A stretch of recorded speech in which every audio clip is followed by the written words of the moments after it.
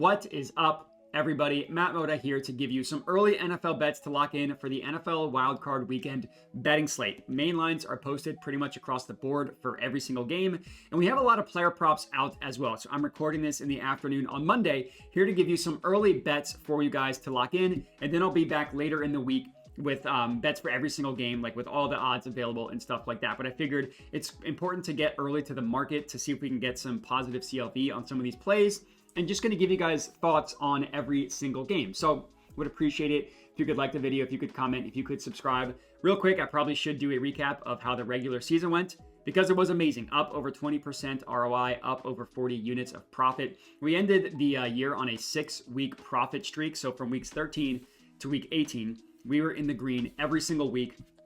I think we were up like 24 units in that stretch as well. Just an amazing end. Week 18 was an amazing end to an amazing season. Let's hope we can continue that into the playoffs, but that's enough of that. You're only as good as your most recent bangers. So I have up outlier.bet. Going to walk through the tool just to kind of talk to you my thoughts about all these games.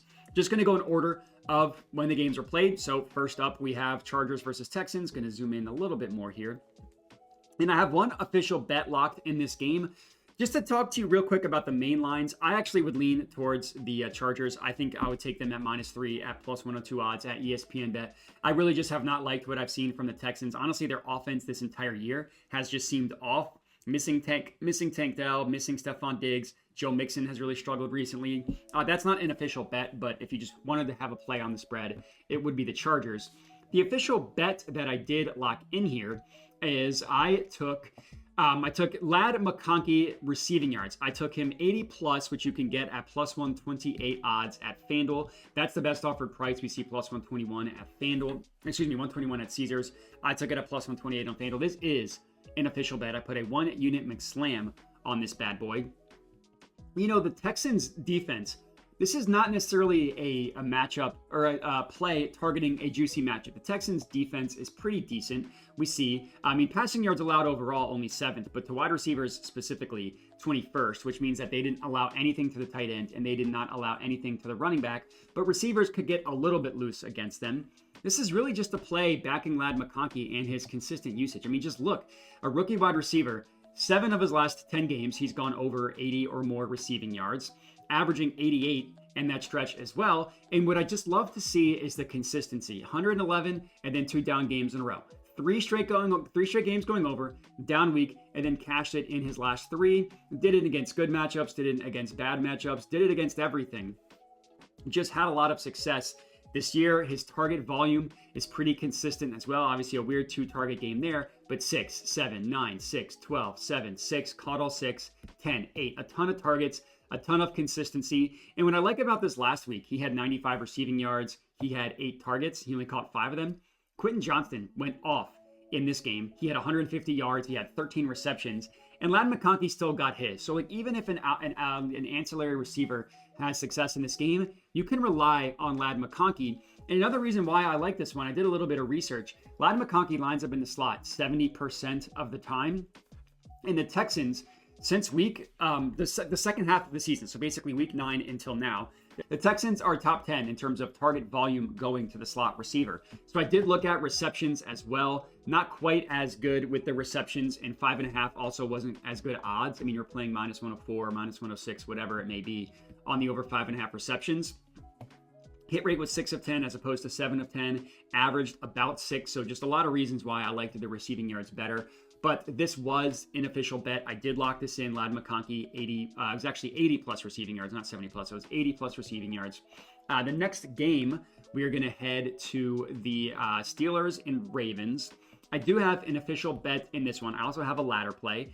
In terms of the main line, I know it's chalky, but I would just go the favorite again. Give me the Ravens -9.5. I think they spank this Steelers team. The Steelers lost 5 straight games ending the regular season. Russell Wilson really looked like he struggled to end the year. Just a tough ending of the year to the Steelers. Russell Wilson looked like he struggled. I have one official bet that I locked in, and I have a couple leans as well. The issue is, as of the time of this recording, there are literally no receiving props out yet for the Ravens. This is because Zay Flowers, he's probably not going to play, but we don't know yet. So they're not going to hang any odds out there for any other players to take advantage of, whether he plays or not. So what I do, so anyways, what I should say is I want to look at Mark Andrews. I want to look at Rashad Bateman receiving props. Could be Henry rushing yards, depending what that line comes out at. Granted, the Steelers are tough to run on. But I want to just see what those odds shake out at. So nothing yet here on the Ravens side. I do have an official bet, and what I went with was Jaylen Warren receiving yards. So how I ended up playing this is I put a full unit on him to go over 19.5 receiving yards. That's at -110 odds at Bet365. And then I put a half unit on him to get to 30 plus receiving yards. This is actually +210 odds at Bet365. For whatever reason, Outlier doesn't have that under their odds. But I took that at +210 odds for a half unit on 30 plus. The mainline play up 20 plus, I'm incredibly confident in. Warren on the year, he's only hit this in 6 of 15 games. But as we can see, it was a really rough start. I mean, he was in and out of the lineup at the beginning of the year, and when he did play, he was injured. So if we just look at his last 10 games as opposed to the full season, things look a lot better. He's hit it in 6 of his last 10, 6 of his last 9, because this was another game that he didn't hit. And averaging 25 receiving yards in those games as well. So hit rate pretty good, average pretty good. It's a great matchup against the Ravens, who will allow receiving work to the running back position. The Ravens are allowing the 3rd most receiving yards per game, specifically to running backs. Jaylen Warren hit this in both games against the Ravens this year. So if we look, we're looking head to head, but if we just look at the 2024 games, 27 receiving yards the first time these two teams played, 44 receiving yards the next time these two teams played. And this 44 number is why I decided to ladder, because this was a game in which the Steelers got punked, right? They actually won this first game, so they weren't really passing a ton because they were winning the majority of that game. This game, they were losing the majority of the game, and he had 44 receiving yards. So you could ladder to 40 if you really wanted to get spicy, but I just thought the 30 ladder was good enough. Since I'm expecting the Ravens to kind of punk the Steelers in this one, I think it makes sense that Warren's going to be on the field a lot. And even if, let's say, it's another crazy game, the Steelers win, or it's just super low scoring, we literally saw him get 27 receiving yards in a game that ended 16-18. So a lot of reasons why I like this Jaylen Warren receiving yards bet. That's our second official bet that we locked in. Now we're going to head to Saturday, and I do have another official bet in this one. In terms of the main line, I would actually lean towards the Broncos covering the spread. I would actually take the touchdown, or a little over a touchdown with the Broncos. Again, none of these main lines are official bets, but I would lean that way. The one bet that I did lock in here, and I have a couple leans as well, just waiting on some odds. The Bills defense, they kind of funnel receiving work going to the running back position. So running back receiving props can have a lot of success against the Bills. We don't have any odds out yet for any of the running backs. We see it's just the wide receivers. So nothing there, just leaving that as a lean. But a play that I did lock in, and a play that I really, really liked, that I thought about laddering, is I took Josh Allen rushing yards. I actually took him 50 plus. So if you wanted to be safe, you could go over 36.5 at -110 odds. As you can see, that is a plus EV play on Outlier. You could go a little bit safer, go 40 plus at -101. I just went 50 plus. I think the line on this is insane. I actually got it at +210. So the +195 at Caesars, it's actually +210 odds at Bet365. So for whatever reasons, again, they don't have any odds here. But it's a really good matchup against the Broncos. As you can see, they've only allowed the 3rd fewest rushing yards per game to quarterbacks. That number goes up to 12th, or excuse me, 3rd fewest rushing yards per game allowed. That goes up to the 12th most allowed, specifically to running backs. But running backs have had a lot more success recently. So if you go through the game log of the last 5 games against the Broncos, quarterbacks had a lot more running success against them, again, over the last 5 to 7 games. And it was, Joe Burrow had a really good rushing game against them. And Josh Allen, he's hit the 50 number. He's hit that in only 5 of 17 games, so that doesn't sound amazing. But there's a couple reasons why I like this one. Number one, he just runs more in the playoffs. Josh Allen has played in 10 playoff games in his career. He has rushed for 50 or more receiving yards in 7 of those 10 games. And he did it in both of his playoff games last year. He actually had 70 rushing yards in both of his games last year as well. So I just think that when the stakes get ratcheted up, he's going to run more. I mean, we look at some of the games he went over. A loss against the Texans, 20-23, important game. 50 yards against the Colts, won by 10, not much really there. But against the Chiefs, incredibly important game. They desperately wanted that. 55 rushing yards. A game against the Rams, they lost that game. They scored 42 points. He had 82 rushing yards in that game, another important game. And then the next week against the Lions are a team that, look, they don't allow a ton of rushing yards. He had 68 against them because when games get more important, he runs more. And I think that, the Broncos defense is tough. You can't run on them. So I think there are going to be a lot of pass plays. Like a lot of their advanced metrics for the Broncos run defense is really, really good. So I don't think that Josh Allen will be able to, I don't think the Bills will be able to run on them very much. So I think it's going to be a lot of pass plays. And I think it's going to be a lot of rushing yards specifically for Josh Allen. So I took him 50 plus, again, plus 210 odds at Bet365. That was an official bet that I did lock in. So now we head to the my Eagles-Packers game. Nobody takes me seriously when I talk about the Eagles because I'm a fan, but I'll try to be as subjective as possible. I do have an official bet in this one as well. I would actually lean towards the Packers covering the spread. They're only team in the NFL that's top 5 in both offensive and defensive DVOA. Phenomenal team. We saw them go into Dallas last year and win a playoff game, so I don't necessarily think that they can't win going into Philly. I think the Eagles do end up winning, but I think this game's going to be within a field goal, so I take the 4.5 points with the Packers. The play that I did lock in is, and I have a couple leans as well in this one, but the play that I did lock in was Saquon Barkley receiving yards. So I sent it out to my dub club at the over 12.5 at minus 114. You can actually get over 10.5 at minus 110. So depending on when you're watching this, you could actually get a much better price. And, he's only done it in 8 of 16 games this year, which doesn't sound amazing. He missed it in his last 5, which also doesn't sound amazing. But you have to take out these 2 games because Jalen Hurts didn't play. So really, it's 8 of 14 games with Jalen Hurts. And then, he did miss it in 3 straight games, but he did cash it in 6 of the first 11 as well. A couple reasons why I like this one. The Packers' run defense started off the year pretty rough. So, if you look at Saquon, and you look at the game these 2 teams played at the beginning of the year, Saquon's obviously amazing, but he had 109 rushing yards. He had 3 touchdowns in that game. The Packers' run defense got really good as the season went on. They actually have the best stuff rate in the entire NFL. Stuff rate meaning running plays that go for 2 or fewer yards on first or second down, or running plays that don't gain a first down on third and fourth down. They have the best stuff rate in the NFL. Obviously, the Eagles believe they can run on anybody, and they probably can run on anybody, but the Packers, I think the way they're going to game plan this is they're going to say, we shut down the running back all year. 7th fewest rushing yards overall, 8th fewest to running backs. But again, this number got better as the season went on. So if you looked at as the season went on, this number would be better. But they will allow receiving work go to the running back. So as I mentioned, they've only allowed the 7th, 8th fewest rushing yards per game, 6th most passing yards per game specifically to the running back. And this is another number that has gone all up as the season has gone on. So if you look over the course of the season, the rushing yards allowed has gone down. The receiving yards allowed to the running back has gone up. And in the same game these 2 teams played, Saquon Barkley had 23 receiving yards, and he had a receiving touchdown as well. Now, it's been a couple rough games in a row for his receiving prop, but I think that he is going to get to the 12.5 number that I took, the 10.5 number that you can bet right now. A couple leans that I did like.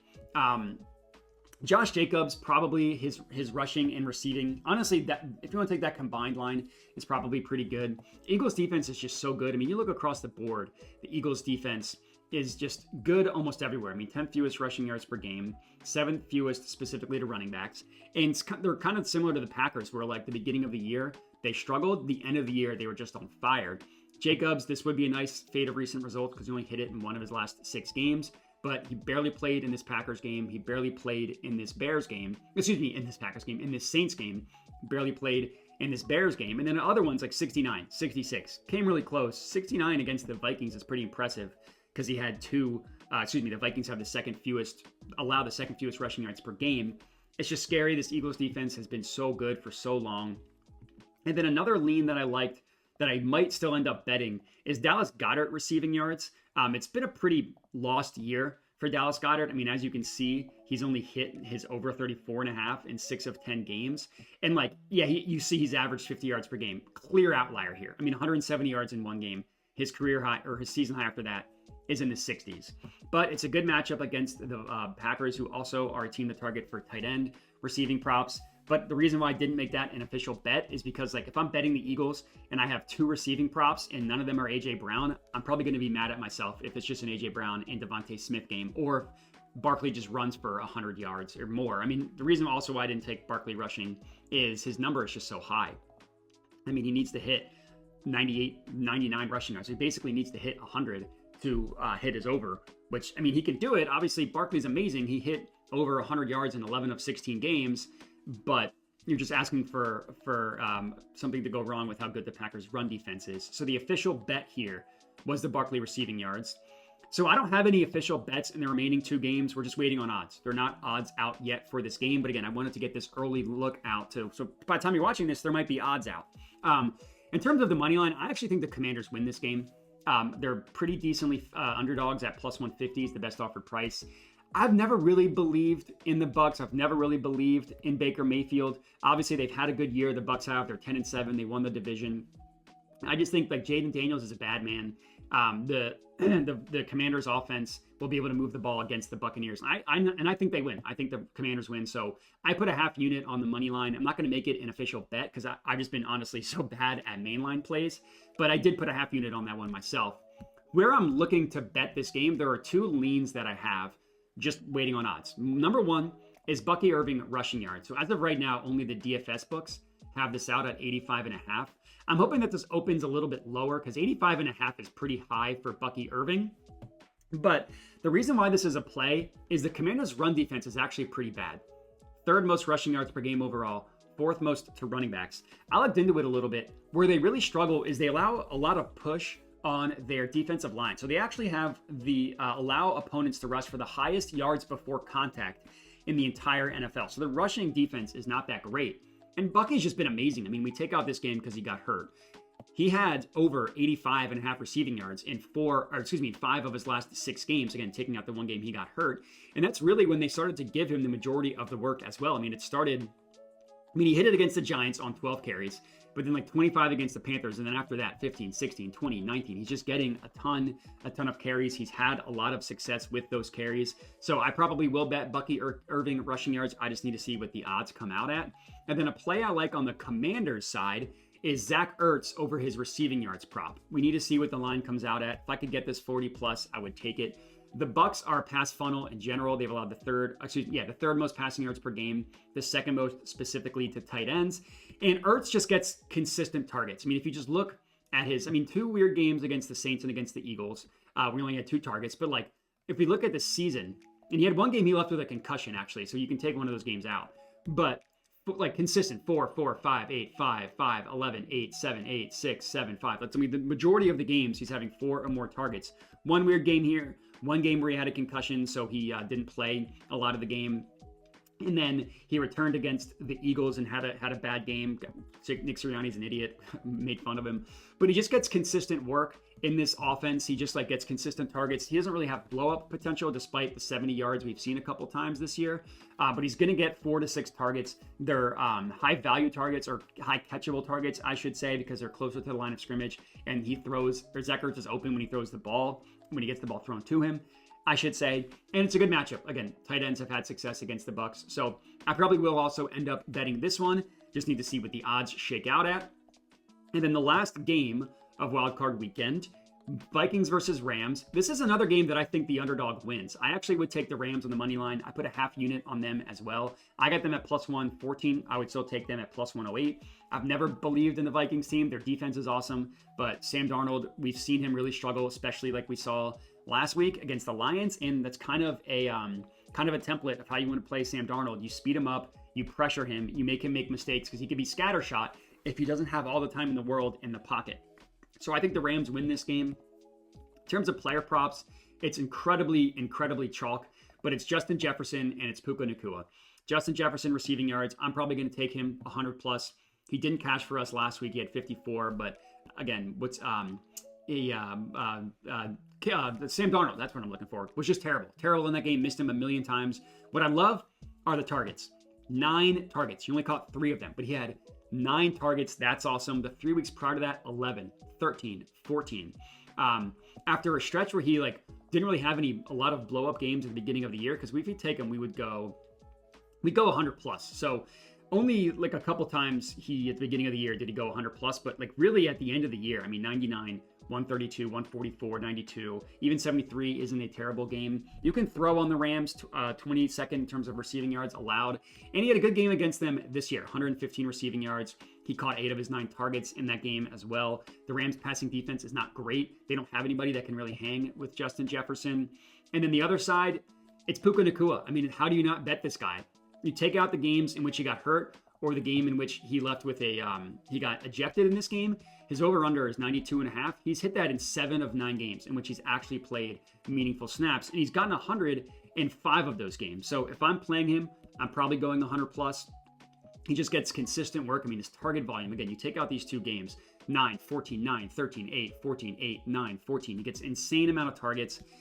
He gets the Vikings are a good matchup for wide receiver props, second most receiving yards per game to wide receivers. What I love about Puka Nacua is his target rate is insane and his designed target rate is insane. Designed targets are exactly what this sounds like. Pass plays designed to go to a specific player. Like there's no other play that plays either dying or it's going to Puka Nacua. He's got a lot of first read targets as well, just insane target volume. So he's probably going to be either a receptions or yards play. Just need to see what the odds shake out at. As of right now, we don't have any receptions, and the only yards we have is on Prize Picks.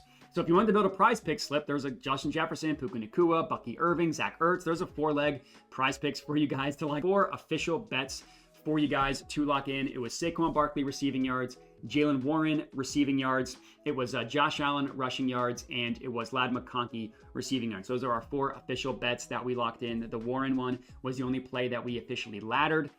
If you want to tail my half unit money line plays, it was Rams money line and it was Commanders money line. But I'm going to be back later in this week with more official bets once we have odds for everything. But if you want to hop on early on these lines, by all means, please do. But that's all we got. I appreciate everybody for watching. Check out Outlier.bet, which is what helped me with these bets. Check them out. Use my link. That helps me out a ton if you want to support the channel. And have a good one.